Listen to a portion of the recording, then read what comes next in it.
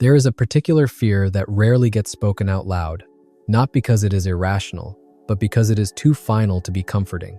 The idea that one ordinary morning could end not with fire or war, but with silence. No explosion, no warning, just gravity winning. For years, people have whispered the same question whenever humanity builds something powerful enough to touch the early universe. What if we go too far?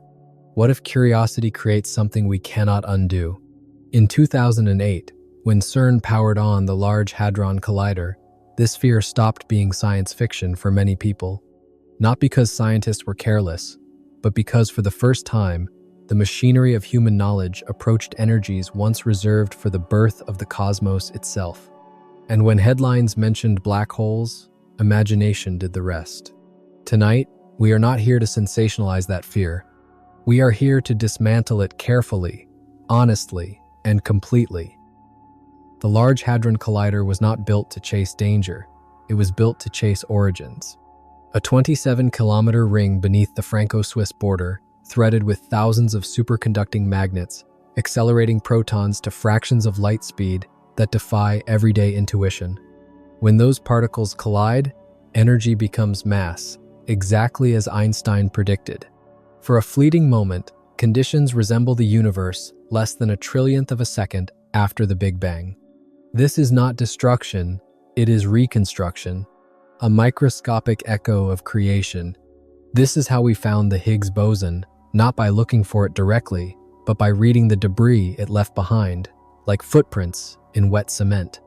The LHC exists to answer questions that cannot be asked any other way. Why matter exists at all? Why the universe did not annihilate itself into radiation? What dark matter might be hiding from us?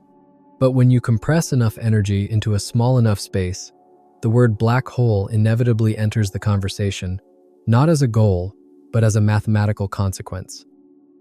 Black holes are often described as cosmic vacuum cleaners, endlessly devouring everything nearby, an image that is dramatic, intuitive, and fundamentally wrong. A black hole is not defined by appetite, intention, or destruction. It is defined by density. When enough mass is compressed into a sufficiently small volume, space-time itself bends so severely that all possible paths lead inward. Beyond a boundary we call the event horizon, escape is no longer a matter of speed or strength. It is no longer an option at all. In nature, this extreme compression occurs when massive stars exhaust their nuclear fuel and collapse under their own gravity.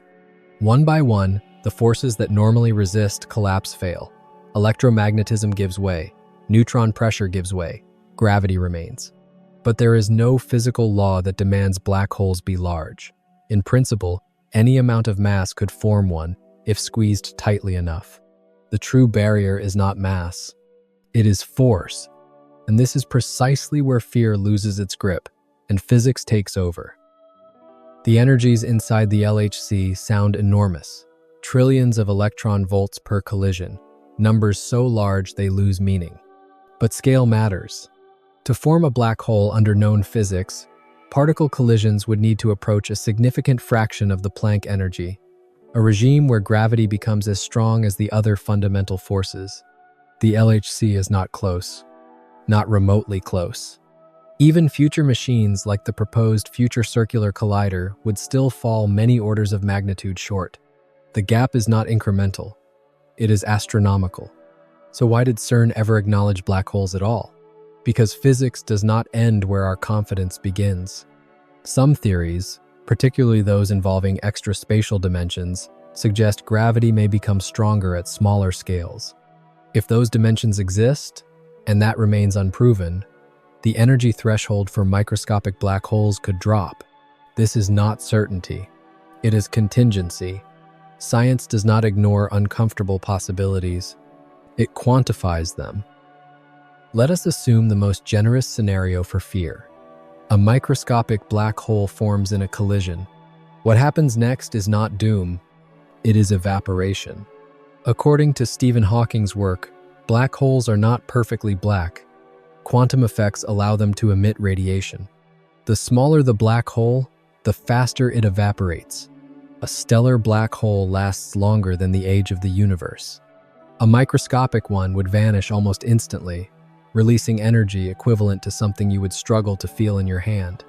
Even if Hawking radiation were wrong, even if the black hole somehow stabilized, gravity at that scale is extraordinarily weak.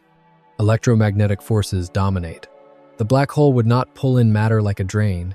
It would pass through atoms as neutrinos do, rarely interacting at all. Atoms are mostly empty space. Collisions are rare.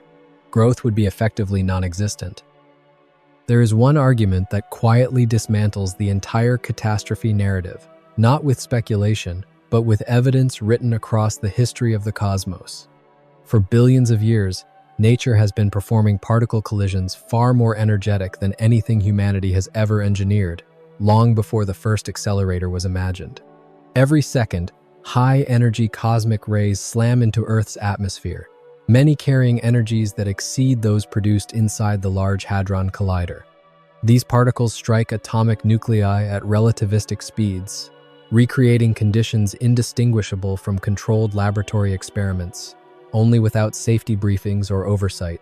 If collisions at these energies could create dangerous black holes, Earth would not be here to wonder about it. Neither would the Moon. Neither would neutron stars, which endure environments vastly more extreme. The universe has already tested this idea, repeatedly, relentlessly, and we are still here. History reminds us that science is not automatically virtuous. Progress does not guarantee wisdom, and curiosity alone is not a moral compass. There have been moments when experimentation crossed ethical lines, when ambition moved faster than caution, and when consequences were understood only after the damage was done. That legacy is precisely why modern physics does not operate in isolation or secrecy.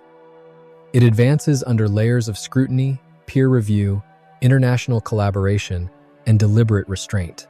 Before the Large Hadron Collider was ever powered on, it was debated, challenged, modeled, and stress-tested in public view by scientists whose careers depended on being skeptical.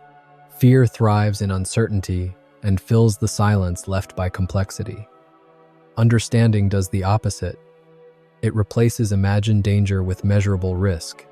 And sometimes, what appears reckless from the outside is in fact discipline guided by mathematics, evidence, and humility. The real danger has never been that CERN might destroy the Earth. The real danger is misunderstanding how fragile truth becomes when fear fills the gaps left by complexity. We live in a universe that allows black holes to exist, stars to collapse, and space-time itself to bend. Yet, it also allows minds to ask why. At Deep Space Inquiry, we return again and again to the same quiet belief that the universe is not dangerous because it is mysterious, it is meaningful because it is.